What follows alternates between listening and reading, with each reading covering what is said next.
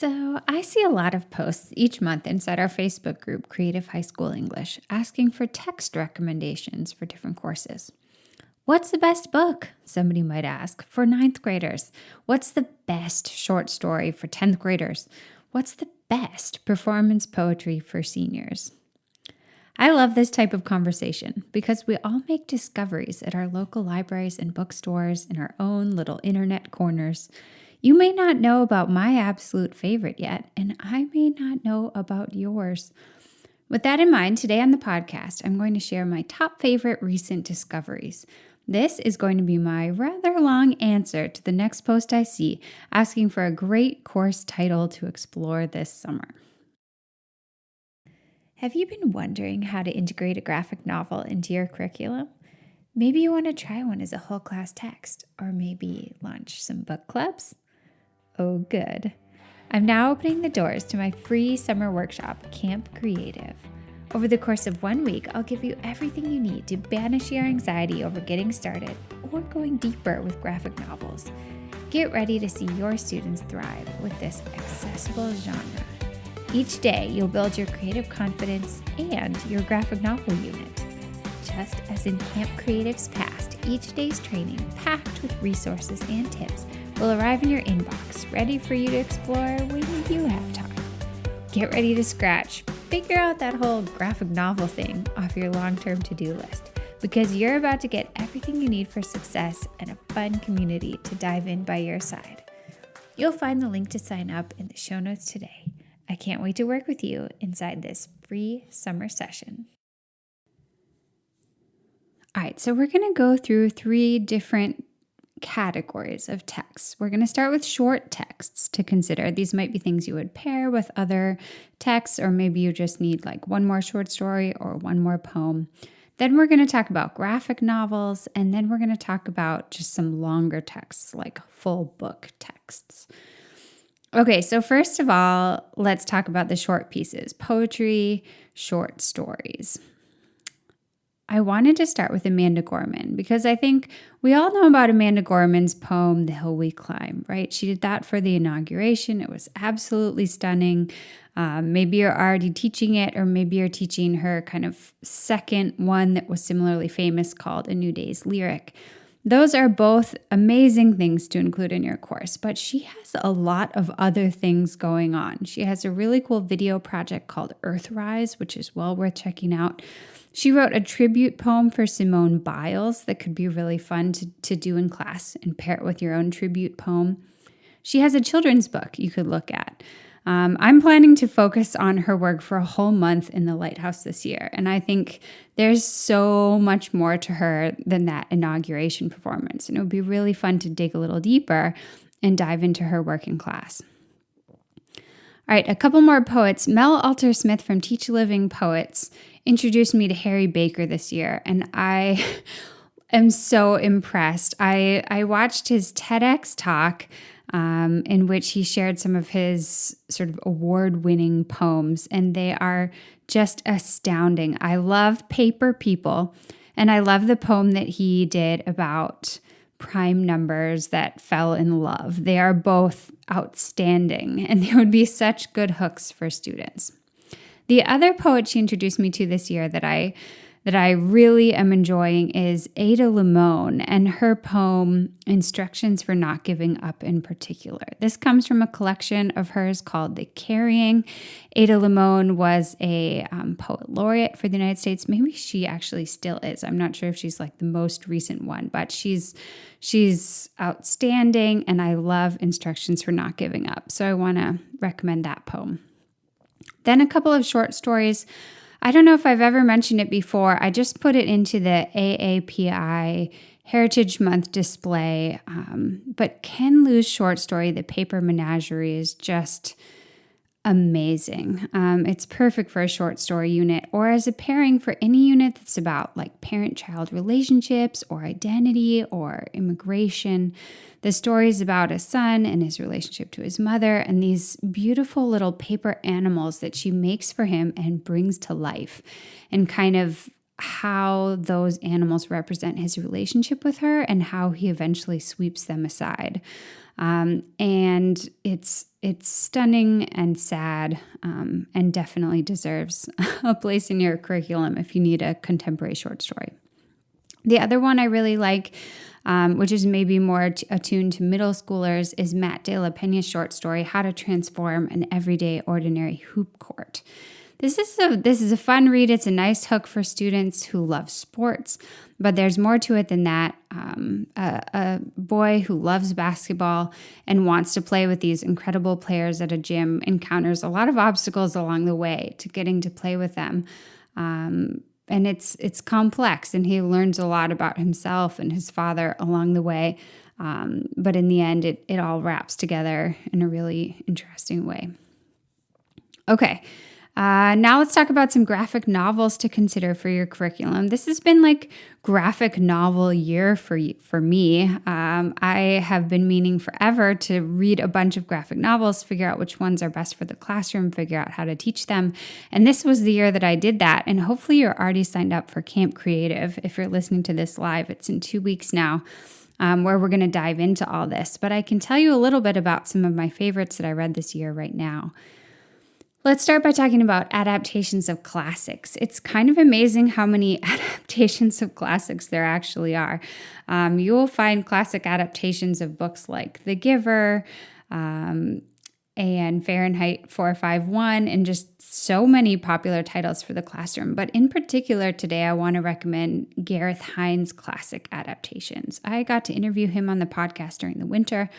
Maybe you heard the episode, but I'm so impressed with his research process and the attention he gives to maintaining the original language, and just how beautifully presented his books are and how engaging, and yet still very attuned to the original. And so if you're teaching the Odyssey or the Iliad or some Shakespeare like Romeo and Juliet or Macbeth or King Lear, take a look at Gareth Hines' graphic adaptations and think about how you might be able to use them either in conjunction with the original or depending on what would work best for your students instead of the original, because there's still so much of the original there, and yet for many students it's going to be so much easier to follow and engage with.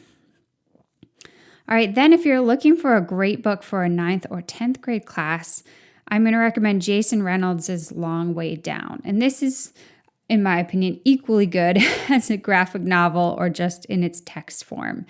I cannot say enough about this book. I think you will engage with it. I mean, your students will want to read it, will be excited to read it, will be sad when it's over.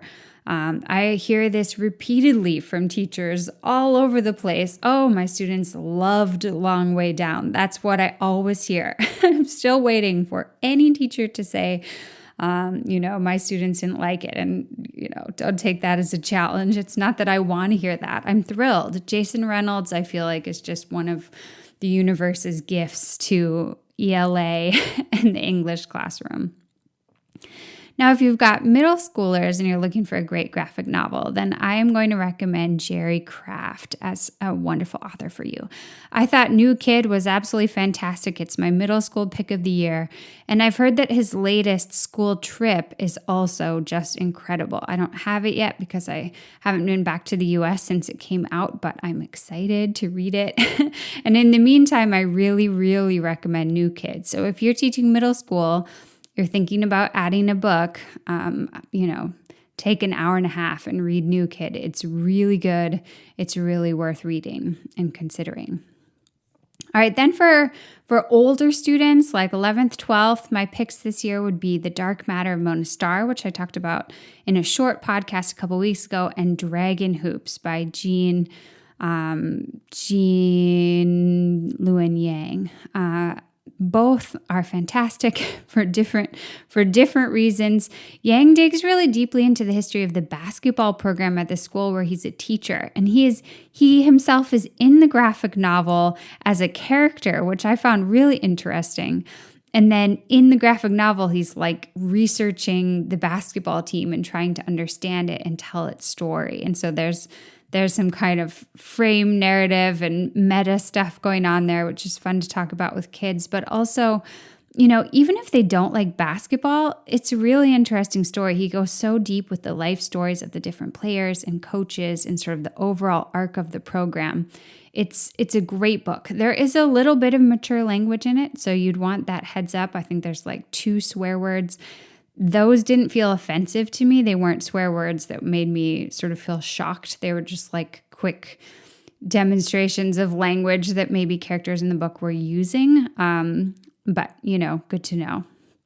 The other one then was The Dark Matter of Mona Starr, and I just love the compelling illustrations. The way Laura Lee Gullidge illustrates emotions is amazing. I love that it takes on the theme of kind of depression and mental health. I don't think there are that many really engaging, cool books that are doing that. There are definitely some, but this is one that's really sort of takes a positive, proactive approach for the character and feeling better. And it doesn't gloss over the difficulties of mental health challenges, and it doesn't gloss over the process of moving toward feeling better, but it is overall positive, and I just found it very compelling. Okay, finally, some recent contemporary longer texts that I want to recommend as possibilities to you. First off, I'll go with like the most maybe obvious. It's been talked about a lot, and that's It's Trevor Noah, Born a Crime. His autobiography is such an engaging book for students. So if you still haven't picked it up, I'm really going to recommend it right now. There's a YA version that'll tone down the little bits of maturity that the main version has if you have younger kids. Another book I'm really excited about right now, I haven't actually gotten my hands on it yet, but I feel like I have a really strong sense of what's inside. It's called Project 562, and it's a book by a photographer and storyteller named Matika Wilbur, and she set out in her like huge trailer truck to crisscross the United States and photograph all 562 First Nations groups in the United States, what's now called the United States, for her book, and to document like Native America today. And it says on the cover of the book, changing the way we see Native America. And I have loved following her journey on social media and learning from her. And I think this book is going to be an amazing resource for the classroom because it is a huge photo-heavy hardcover. I'm definitely not going to suggest you get a copy for every student, but I think having one copy in every classroom would be a wonderful thing because you can put it up for like a station. You can have students diving into it and exploring the photos and the stories in small groups and then doing other things at other tables. You can have it on display for different book display times of year and just in your choice reading library for students to look at. Maybe you don't want them to take it home. That's okay because it's such a big, beautiful resource. But I feel like even in one independent reading session, they could learn a lot just examining a few beautiful photos and reading the associated stories. Again, I haven't actually read this book yet. It is way too big and heavy for me to order to myself here in Bratislava, but I'm super excited to. And I have seen so many of her pictures and read so many of her stories along the way on her Instagram and on her website that I feel confident saying, like, I'm sure that the book is going to be amazing. Okay, moving on. This one is for middle grade, Starfish by Lisa Phipps. This is a novel in verse. It's a fast read. It's a powerful read. I talked about it on Highly Recommended, the very first episode of Highly Recommended. I think it was part of what made me decide to do a little mini podcast recommending something. This book is a really good one. It would be great for like novels in verse book clubs or for First Chapter Friday. Or just for your choice reading program. I'd recommend digging into it, reading it this summer for middle grade. The other middle grade one I wanted to mention was Louise Erdrich's The Birch Bark House.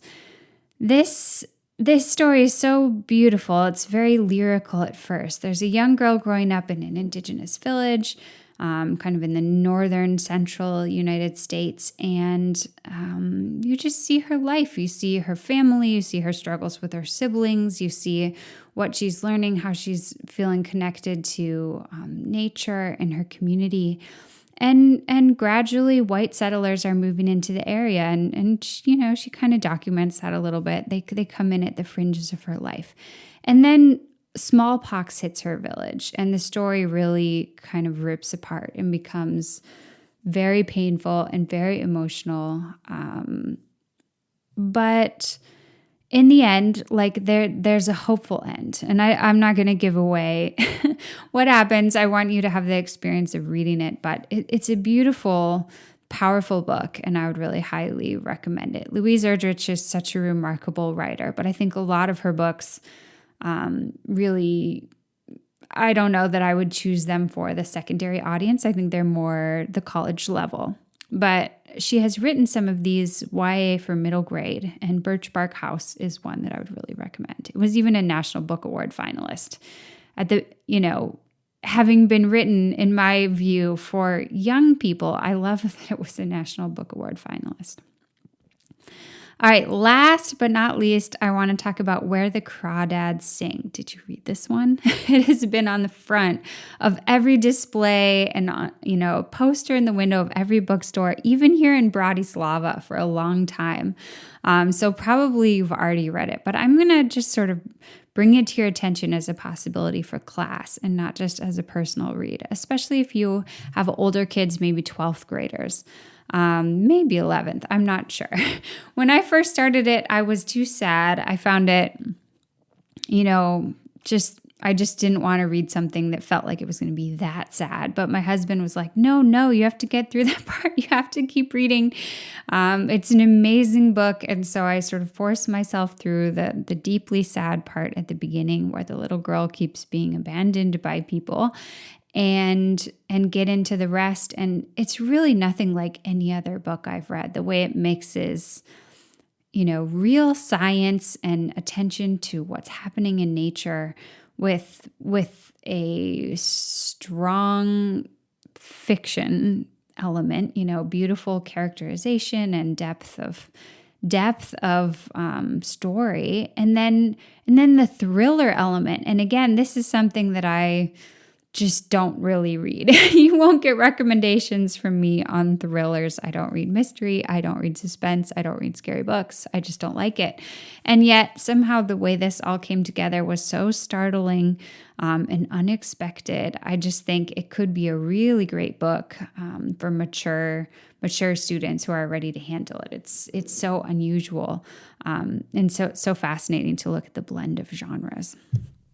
So there we have it, folks. These are some of my favorite contemporary reads from the last couple years, and I just wanted to pull them together for you because I keep seeing requests for the best of the best. And for me, these are kind of the best of recent years. And I know you have the best of the best, and I would love to hear about yours. So please tag me on Instagram and tell me about other books and stories and poems I should be including, or comment on the show notes for this podcast over at the website, nowsparkcreativity.com. Thanks so much for joining me today to talk about all these fabulous contemporary texts. Don't forget to sign up for Camp Creative. It's coming in 2 weeks. I will put the link in the show notes. It's super easy to sign up for this free PD. Until next time, take care of yourself and stay creative.